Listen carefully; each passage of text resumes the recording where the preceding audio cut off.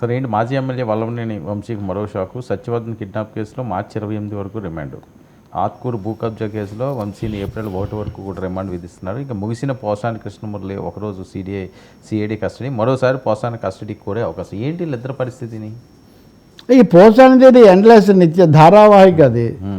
ఆ ధారావాహిక ఇప్పట్లో ఏం ముగింపు ఉండట్లేదు. వంశీదేమో ఇప్పుడే మొదలవుతుంది అంతే కదా ఆయన చేసిన తర్వాత. కాకపోతే ఆయన నిన్న సొంత గడ్డ మీద గన్నవరం కోర్టుకు తీసుకొని రావడం, అంతకుముందు ఎక్కడో అరెస్ట్ చేసి తీసుకొచ్చారు. అది వేరే కేసు, ఆ Satyavardhan kidnap case, SC/ST case. ఇదేమో ఆత్కూరు అనే చోట ఒక ముస్లిం మహిళకు సంబంధించినటువంటి భూమి. ఆ భూమి ఆమె పిల్లలు అని చెప్పి ఇద్దరికి రిజిస్టర్ చేశారు. కానీ వాళ్ళు ఆమె పిల్లలు కాదు. ఆమె దగ్గర ఒక పెద్ద మనిషి భూమి నేను కొన్నాను, నేను కొన్న భూమి నాకు రాకుండా వంశీ జోక్యంతో వీళ్లకు కట్టబెట్టారు అంటే ఒక విధంగా ఆయన బినామీలుగా చేశారని ఏదో ఆరోపణ అనుకుంటాను. దీని మీద పోలీసులు పర్సనల్ కేసులు కూడా, ఆస్తి కేసులు కూడా, ఈ కేసులో వాళ్ళు PT వారెంట్ కింద ప్రిజనర్ ఇన్ ట్రాన్సిట్ కింద తీసుకెళ్లారు. సో ఆయన్ని అక్కడ విచారించడం అది జరుగుతుంది. ఇది కాక ఇంకో 2 కేసులు సీరియల్గా క్యూలో నిలబడి ఉన్నాయని కూడా చెప్తున్నారు.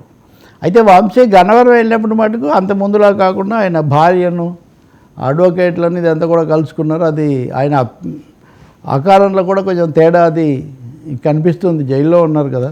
రెండోది కోర్టును అడిగినప్పుడు తనకు వెన్ను నొప్పి అవి తీవ్రంగా ఉన్నా కానీ తనకు ఇనుప మంచం ఇవే ఇచ్చారు కానీ ఇంకా అవసరమైన ఇవ్వలేదు అని అడిగితే కోర్టు అవేం కావాలో మీరు ఒక నోట్ ఇవ్వండి, దాన్ని మేము పరిశీలిస్తామని చెప్పారంటున్నారు.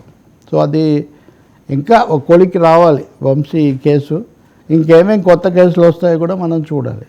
ఇక పోసాని విషయమే ఆసక్తికరమైంది. ఇప్పుడు ఆంధ్రప్రదేశ్ రాజకీయాల్లో ఏ మాట మాట్లాడినా 2 అర్థాలు వస్తున్నాయి. ఏ స్టోరీ చూసినా 2 యాంగిల్స్ ఉంటున్నాయి. పోసాని కృష్ణమురళి పోలీసులకు అన్ని విషయాలు చెప్పేశారు.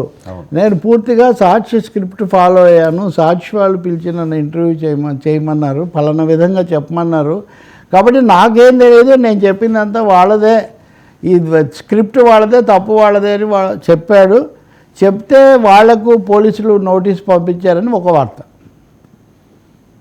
ఇప్పుడు ఆ సాక్షి మనం కనుక చదివితే పోసాని ఆ వార్త, ఆ ఆరోపణలు పూర్తిగా తోసిపుచ్చాడు.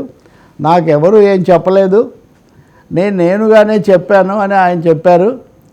రెండోది నేను ఎవరిని అవమానించలేదు అన్నారు, నాకెవరు స్క్రిప్ట్ ఇవ్వలేదని అన్నారు అని ప్రతిదాన్ని ఆయన ఖండించినట్టుగా అందులో ఉంది. నా ప్రశ్న ఏంటంటే పోలీసులు అసలు ఎందుకు ఈ లీకులు ఇస్తున్నారు? ఈ లీకులను ఎందుకు పూర్తిగా ఖండించడం లేదు? వాళ్ళు నిజంగా నోటీస్ ఇస్తుంటే ఆ వార్త ఇస్తే మీరు ప్రచారం చేస్తారు కదా. ఇప్పుడు మాకు అందిన విచారణలో తెలిసిన మేరకు మేము పలానా మీడియా హౌస్కు మేము నోటీస్ ఇచ్చాము, వాళ్ళని విచారించబోతున్నామని ఒక వార్త ఇస్తే ఈ సమస్య ఏమీ ఉండదు కదా. సో దీన్ని అలా సాగదీస్తూ ఇంకోటేమో ఆయన బాగా బాధపడ్డాడు, ఏడ్చాడు, ఇది కోరాడని. ఆయన కేసు కూడా మళ్ళీ Vamsi case, Vamsi petition, Posani petition కూడా రాబోతుంది. అవి ఎలా జరుగుతాయో మనం ఇక్కడ చూడాలి. అలాగే నిన్న మనం చర్చించిన బెట్టింగ్ యాప్స్ కేసుల్లో కూడా వాళ్ళలో ఒకరిని మటుకు పోలీసులు విచారించారు, మిగిలిన వాళ్ళను వరుసగా విచారించబోతున్నట్టుగా సమాచారం. ఇది కేసుల సీరియల్.